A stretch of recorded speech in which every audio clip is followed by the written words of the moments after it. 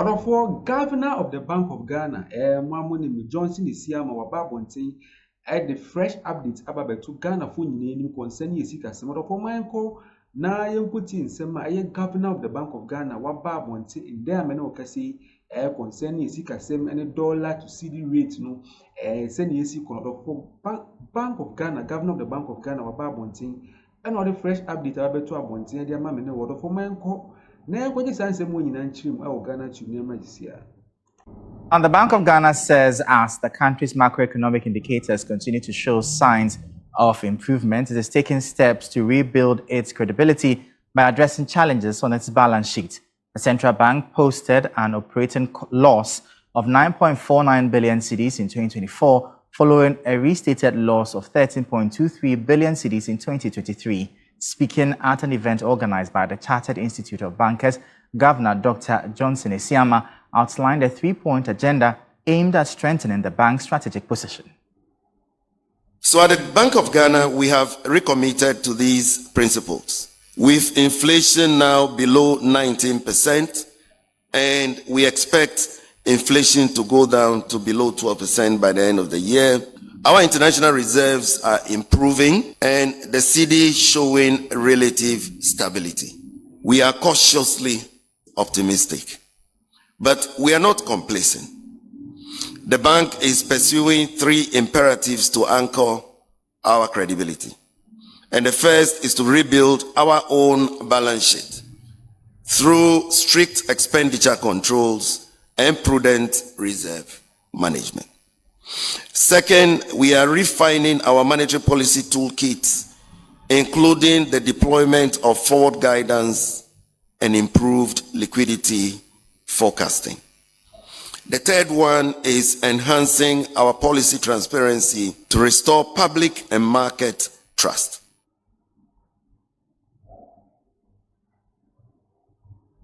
Meanwhile, the Chartered Institute of Bankers Ghana is calling on industry players to familiarize themselves with artificial intelligence, AI, in order to take advantage of emerging employment opportunities. Speaking at an event organized by the Institute, Chief Executive Officer Robert Jato emphasized the need for continuous skills development to remain relevant in an increasingly digital business environment. We all know AI. And the question is, will AI take over our jobs? I saw statistics which shows that 87 million people will lose their jobs because of AI. But also inherent in that is that 97 million jobs will be created. Question is, what skills will be required to play effectively? And that's what is informing this program. The truth is that the business models of banks, the operating models of banks are under attack. From fintechs, tech giants. If banks don't exist, I don't exist as an institute. Perhaps we may not have the central bank, but we have to be at the ahead of that curve. And that's the reality we face today. So this program, the Digital Academy, is really designed to address some skills and competencies that we all need. And sometime 2 years ago, we asked a number of CEOs and heads of HRs to say, what are the current skills gaps that you have, but what are the future skills that you need? And this is what they've said: innovation, data, technology, empathy, customer centricity. Financial economy. Order for when a governor of the Bank of Ghana or the Ababetu Abontin, the Mamenewo, concerning Yesika Seminosi. Just say among the 3 key points be strategies being a basena beya Yesika Seminum, a Bejina branding, and Chebiana John Dramani Mahama Kase, why instruct a Bank of Ghana governor, no, and as a central bank, no, on a finance minister or move for Muti and Boom, no more share ways and means be a to me a device not just see to me the actual value of our currency, Ghana cedi against the dollar. Now, say it is around 10 Ghana cedis to 12 Ghana cedis. Until this year, now, I say Bank of Ghana governor, no any finance minister, modern ye person a bay around that figure no against the dollar, not of way, and I say my cost to beginning in our bill or Ghanatube for my call 9 and 7 so this year.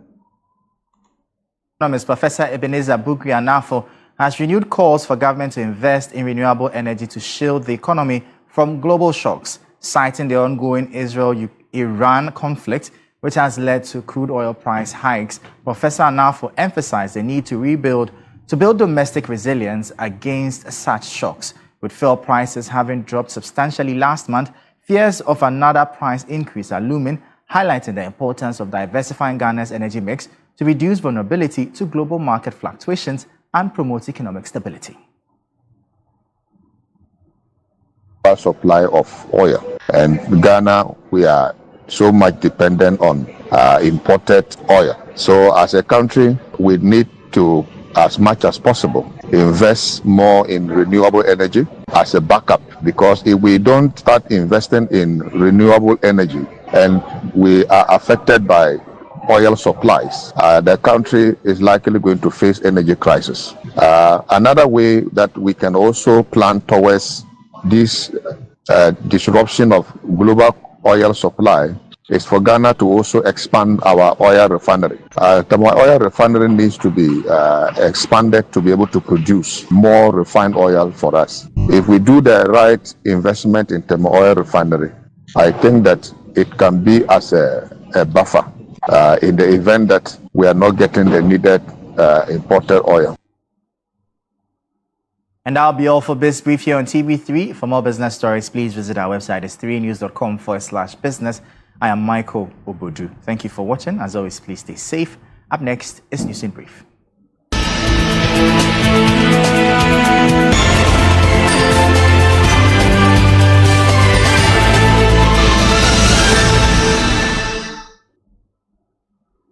And you're welcome. This is News in Brief with me here, Safwa Bohin on TV3.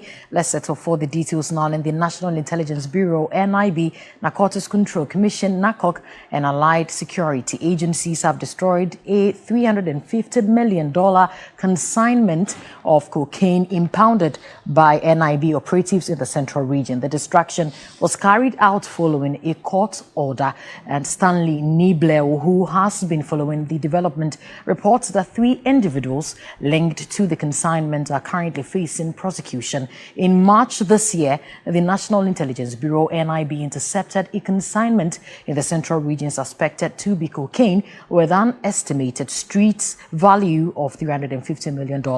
The drugs were concealed in a tipper truck covered with sand and route to Accra from the western region. Laboratory analysis confirmed that the seized cocaine weighed 3,319.68 kilograms and had a purity level ranging between 50 to 70%. The consignment is believed to have entered the country via sea using fishing vessels. 3 suspects are currently on trial for importing narcotics without lawful authority and engaging in prohibited drug-related activities. Following a court directive, a joint team from the National Intelligence Bureau, NIB, Narcotics Control Commission, NACOC, and allied agencies carried out the destruction of narcotics at Bondase in the Greater Accra region. The exercise was all Adolfo when nsema ekoso amesumedi nyina fi Bank of Ghana governor nankasa nakachi amesumedi nyina abre o Ghana chiborofo we nsema ekoso concern isikasem no yesi Ghana ye boy homode kakran akase na be ya